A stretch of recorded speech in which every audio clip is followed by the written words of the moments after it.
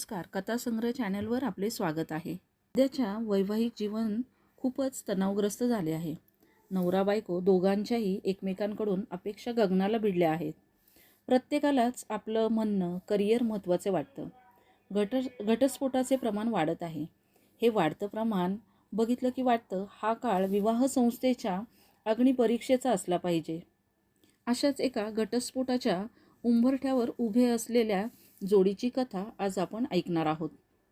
ज्योती व हेमंत यांच्या लग्नाला जेमतेम 7 वर्ष झालेली असतात। त्यांना ओम नावाचा 5 वर्षाचा मुलगा। दोघे पण नोकरी करत असतात। हेमंतची आई आधुनिक काळातील मॉडर्न आई। कुटुंब एकदम सुशिक्षित संपन्न असे आहे। हेमंत हा वडिलांविना वाढलेला, तरी आई नोकरी करत असल्यामुळे तिने कधी त्याला कशाचीच कमी केली नाही। चांगले शिक्षण, चांगले संस्कार दिले। हेमंतच्या 2 बहिणी सध्या लग्न करून परदेशात राहतात, त्यामुळे त्यांच्याशी फोनवरूनच संपर्क व्हायचा। ज्योती ही पण शिकलेली एक चांगली सुंदर मुलगी। प्रत्येकाची एक वेगळी विचारसरणी। हेमंत हा शरीराने एक रांगड्या शरीराचा, पण तितकाच हळव्या मनाचा। ज्योती ही दिसायला सुंदर, पण तितकीच करारी व कडक स्वभावाची।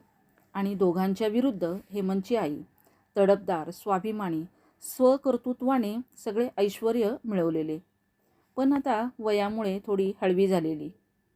तिला आता हवंय फक्त मुलांचे प्रेम, बाकी तर तिने सगळे कमावलेले असतेच। प्रत्येकजण आपल्या जागी बरोबर असतो, फरक असतो तो दृष्टिकोनाचा, त्यामुळे त्यांचे एकमेकांबरोबर पटत नसते। हेमंतला वाटत असते ज्योती व आईचे एकमेकींबरोबर चांगले संबंध असावेत। हेमंतच्या आईला वाटायचे सुनेने तिची विचारपूस करावी, काय हवं नको ते विचारावं, तिच्या आवडीचा स्वयंपाक शिकावा। कारण ज्योती जो स्वयंपाक करायची तो सासूबाईंना आवडायचा नाही, त्यामुळे ती स्वतःच बनवून खायची।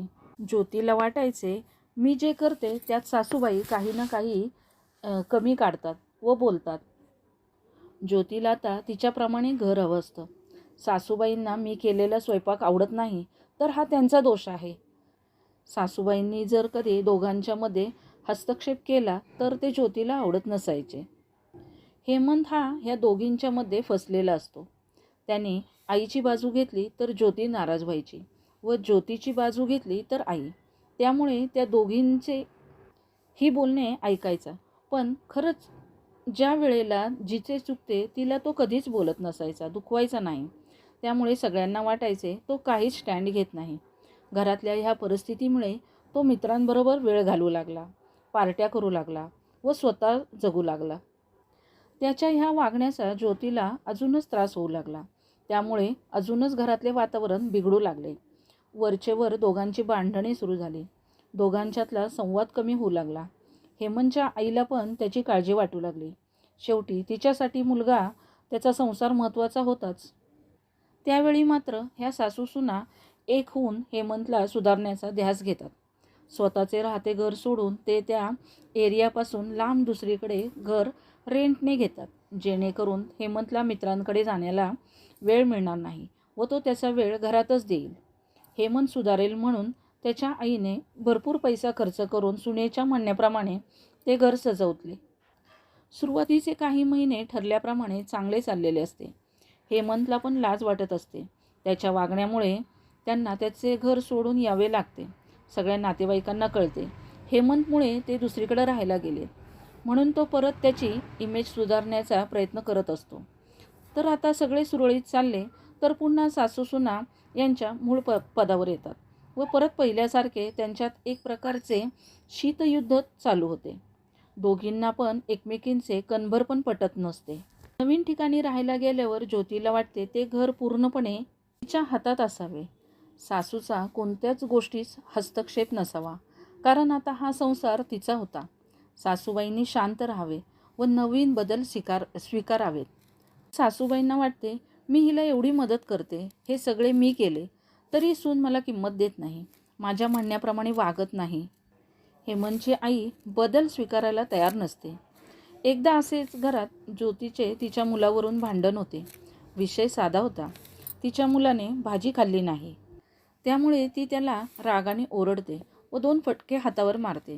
ती आई आहे, तिला तिच्या मुलाला शिस्त आपल्याप्रमाणे लावण्याचा अधिकार आहे। तर ज्योती मुलाला मारते हे बघून हेमंत व त्याची आई मध्ये पडतात. त्यामुळे त्या साध्या भांडणाला मोठे स्वरूप प्राप्त होते. ते भांडण इतके वाढते की ज्योती एका साईडला व हे दोघे एका साईडला होतात.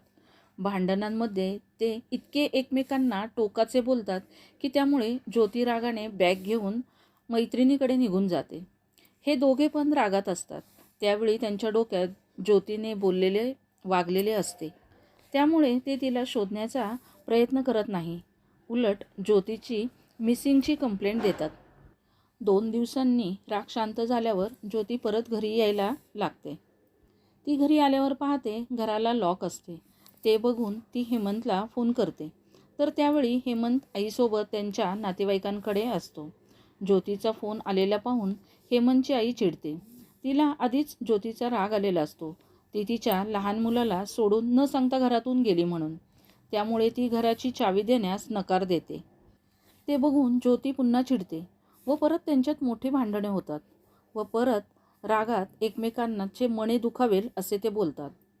आता दोघींचा पण इगो हर्ट झालेला असतो.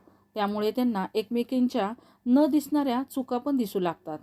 ह्या सगळ्याचा परिणाम असा झाला, कुठेतरी तो आता सुधारू लागला होता तर तो परत आता पहिल्या वाटेवर जाऊ लागला. कारण दोघी पण त्यांचा हट्ट सोडायला तयार नाहीत.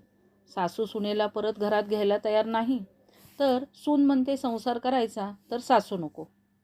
आधीच हेमंत आईबरोबर तिच्या विरोधात गेला हे तिला सहन होत नसते. शेवटी नातेवाईकांनी मध्यस्थी करून कसेबसे दोघींना शांत केले व मुलासाठी एकत्र राहायला सांगितले.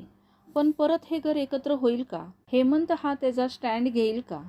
त्याची आई सगळे विसरून ज्योतीला स्वीकारेल का? स्वतः कमीपणा घेऊन मुलासाठी सुनेच्या हातात सत्ता देईल का? आणि ज्योती सून म्हणून सासूला समजून घेईल का? तिला तिचा मान देईल का? आणि दोघींच्या हेमंतकडून असणाऱ्या अपेक्षा तो बॅलन्स करू शकेल का? आजच्या कथेतून एवढेच सांगायचे आहे. कुटुंब खूप महत्त्वाचे आहे आणि ते टिकवण्यासाठी प्रत्येकाची समान जबाबदारी आहे.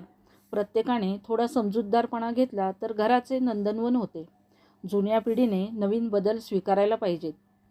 पुढच्या पिढीच्या हाती घरची सूत्रे दिली पाहिजेत व आनंदी निवृत्ती जीवन जगले पाहिजे. तर नवीन पिढीचे पण कर्तव्य आहे. त्यांच्या जुन्या पिढीला सांभाळले पाहिजे, त्यांचा आदर केला पाहिजे. असं म्हणतात, करणीपेक्षा मनधरणी महत्त्वाची असते. हे अगदी बरोबर आहे. कारण वृद्धांना ह्या वयात फक्त तुमचे प्रेम हवे असते. त्यांना जर दाखवले की तुम्ही त्यांच्यावर प्रेम करता, त्यांचा आदर करता, तर ते खुश होतील. आणि ही जर कर्तव्ये प्रत्येकाला कळाले, बरीच कुटुंब घटस्फोटापासून लांब राहतील. ह्या आजच्या कथेतून प्रत्येकाच्या दृष्टिकोनातून दाखवण्याचा प्रयत्न केला आहे. आजची आमची कथा कशी वाटली ते नक्की सांगा आणि अशाच वेगवेगळ्या विषयांवरील कथा ऐकण्यासाठी आमचे चॅनल नक्की सबस्क्राईब करा, लाईक करा, शेअर करा. थँक्यू.